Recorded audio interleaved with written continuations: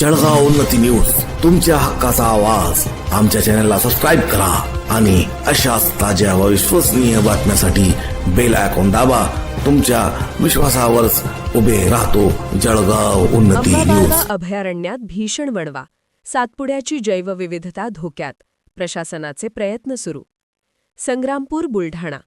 सातपुड्याच्या कुशीत वसलेल्या वसाडी आणि अंबाबारवा वन्यजीव अभयारण्यात गेल्या 3-4 दिवसांपासून भीषण आग लागली आहे. सातपुडा पर्वतरांगांमधील या घनदाट जंगलात लागलेल्या आगीमुळे येथील दुर्मिळ वनसंपदा आणि वन्यजीवांचे अस्तित्व धोक्यात आले असून वनविभाग आग विझवण्यासाठी शर्थीचे प्रयत्न करत आहे.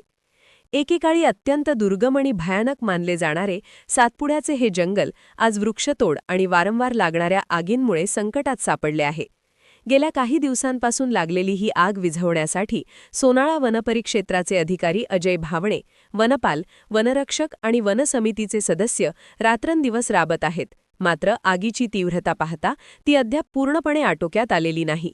या जंगलात वाघ, बिबट्या, अस्वल, नीलगाय, हरिण, लांडगा आणि दुर्मिळ उडणाऱ्या खारींसारखे प्राणी मोठ्या प्रमाणात आढळतात. तसेच अजगर आणि विविध सापांच्या जातींचेही हे माहेरघर आहे. या वणव्यामुळे या मुक्या प्राण्यांचे अधिवास नष्ट होत असून वनौषधी आणि मौल्यवान झाडांचीही मोठी हानी होत आहे.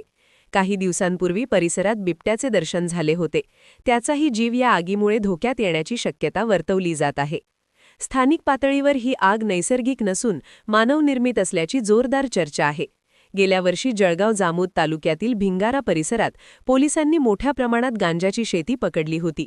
आजही जंगलाच्या आतील भागात गांजाची बेकायदेशीर लागवड केली जात असल्याची कुजबूज नागरिकांमध्ये आहे. तसेच सलाई आणि धावडा डिंकाची अवैध तस्करी करण्यासाठी मुद्दाम आग लावली जात असल्याचा संशय व्यक्त होत असून यामध्ये काही वनकर्मचाऱ्यांचेही संगनमत असल्याची चर्चा जोर धरत आहे. जंगलातील मचाण केवळ शोभेच्या वस्तू ठरत असून वणव्यावर नियंत्रण मिळवण्यासाठी शासनाने आता हाय पॉवर ड्रोन कॅमेरे आणि छोट्या हेलिकॉप्टरचा वापर करावा अशी मागणी जनतेकडून होत आहे. रात्रीच्या वेळी ड्रोनद्वारे निगराणी केल्यास आगीचे मूळ कारण आणि अवैध हालचाली समोर येतील. तसेच कडक उन्हाळ्यामुळे जंगलातील पाणवठे कोरडे पडले असून ते तातडीने भरण्याची गरज व्यक्त होत आहे. या संदर्भात 18 मार्च 2026 रोजी वनपरिक्षेत्र अधिकारी भावणे यांच्याशी संपादक शमीम देशमुख यांनी संपर्क साधला असता त्यांनी सांगितले की सध्या आमचे संपूर्ण लक्ष आगीवर नियंत्रण मिळवण्याकडे आहे. वरिष्ठ अधिकारी राठोड साहेबांच्या मार्गदर्शनाखाली आमची टीम फील्डवर असून सद्यस्थितीत आगीवर नियंत्रण मिळवण्याचे काम युद्धपातळीवर सुरू आहे.